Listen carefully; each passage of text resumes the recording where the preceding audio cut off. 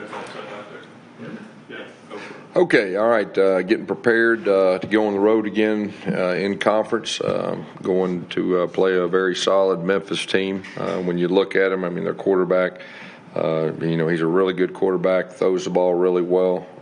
Their kicking game is one of the best in our league, if not the best, as far as their kicker and their punter goes. Their defense has done a good job, specifically against the run. They got a safety that's one of the best defensive players, in our league. So going on the road, last time we went on the road, we didn't handle it very well. Really expect our guys to be in a different spot. We had a big win this weekend. I think everybody knows that, and we got momentum. We need to carry it over, and we need to play that way with that same energy and that same approach. Each game moving forward. I think Memphis had a off week, which that's always time they can spend more time, on their opponent, spend more time on getting their things cleaned up and all that. So we expect to get their best. Questions? Just reflecting back on Saturday after reviewing the film and everything, how did you like how resilient your team was? Obviously starting quarterback goes out, Mikey comes in, there was turnovers, and then you go down and they have to march down the field to score to win the game. How did you like that aspect of your offense? Yeah, it was. Of course, you're looking at it. We had the two turnovers in the red zone, which would have led to points if we'd have held on the ball, and I think we could have won the game a little easier. But like I said, I think the big thing is a lot of times it's how you win the game. And we got a chance to feel the real pressure against a quality opponent, a championship-type program. And, the fact that, we're able to score, and then, championship program, they go back and score. And then we were able to go back and score. And then, Mikey was in there, and the team rallied around him. And it was just a good way to win a football game that will help us moving forward, I truly believe. So, it was big in a lot of different ways. How is John Rice Homey doing today? What's his status for this? Yeah, we're just going to go day to day with it. We'll check on him here in just a little bit. I know he's been with the trainers and all that. So we'll just take it day by day this week, and we'll see where he's at. Now that you had some time to digest the Cincy win, we had mentioned last week that this is going to be the toughest challenge for the offensive line. How do you feel like they delivered? Yeah, I thought they did an outstanding job, rushing for over 250 yards against that defense and protecting our quarterback really well when we threw it, especially in the last two drives there, and just did a great job. So, I think they're starting to come together, and like we talked about, and so, that was a really good performance by them. Are there any other factors aside from John Rice's health as to who starts a quarterback against Memphis? No. What I said, we're going to take it day by day, as far as that goes. And, we've got two guys I think obviously we can win with. I think everybody knew that coming in, but we'll just take it day by day with John Rice right now. So if John Rice is healthy, he will start? Well, we're going to take it day by day, and that's the plan. We'll see what happens. Gus, R.J. Harvey having that moment, he's kind of worked his way, to have those big moments back from the knee injury, be a part of this running back rotation, and now be, the guy on the final drive that scores that touchdown. For someone that's been through what he's been through, what did that mean to you personally to see that for him? Yeah. He's one of, the guys on the team that has a lot of respect for. He's overcome a lot of adversity, works hard, and just does a great job. And, he's been coming on. He's been getting more and more confidence. And, he was a quarterback, 2 years ago, still learning to play the running back role. And, between Johnny and Bowser and him, we got three real guys and, three guys that'll have a good chance of playing the NFL. So he did a good job. But that last run obviously was really a really good run. It was really good blocking up front, our right side, and Alec Holler sealed it, and he kind of went through there and made two guys miss. And he's doing a great job of being patient in the zone. He bounced a couple, pressed the point, bounced a couple. That was real impressive too. With Mikey in at quarterback, how does the play calling change, if at all? We didn't change anything. We ran our offense, and he's capable of running the same offense and all that, and he did a good job executing it. Gus, last time you guys left the state, obviously you didn't play to your full potential, as you have said, against ECU. So what do you need to do differently when you head out to Memphis to get a different result? Yeah, I just told our team it's a mindset and approach. I mean, just the way we approach it, and that starts with me. And, and the guys, I really feel strong that we'll learn from that experience. College football, there's more parity in college football than ever before. And, every week you have to bring your lunch. You got to bring your A game. And obviously we didn't do that, but a lesson learned. I really think our guys will be a different approach, with not only this game, but that we got some other road games too. Coach, what are the challenges you feel like this Memphis team will face, and how do you avoid falling into that trap, so to speak? Yeah, I think just what we just talked about, the way that things happened 2 weeks ago, I don't think there'll be any more traps. We got to bring our lunch, and our guys understand that, and our coaches understand that, and we're going to get their best effort. I mean, they got a chance to, to heal up too. That's always good. When you have off week, you actually get guys to get healed up, and so there's a lot of advantages. Them playing at home, having an off week, us having a big emotional game, physical game. So, we're going to have to be ready. And I think because of that lesson learned 2 weeks ago, I really feel strong that we'll not do that again. Josh was named Defensive Player of the Week in the conference. When you look back and looked at the film, what did you like most about the way he performed? Yeah,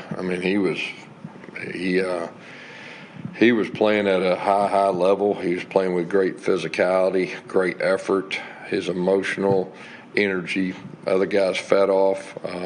It was real impressive. And the thing about him, he's been consistent. He's played at a high level really all year. Now he's turning into a dominant player. He's turning into one of the best defensive players in our league. So really happy for him. Coach, you've been talking about how the better teams improve later in the year. What do you feel like you saw from this team last week that's the thing you would take away that they improved on this week? Yeah, we stopped the run against a team that can really, really run it. And, give them credit that last run. We were kind of one of those deals that it was, hey, are they going to run it or are they going to pass it? It's the last drive, and we had a little pass stunt, and they ran it, and they had a good call against that. But for the most part, we got after them that standpoint, and we were able to run the ball.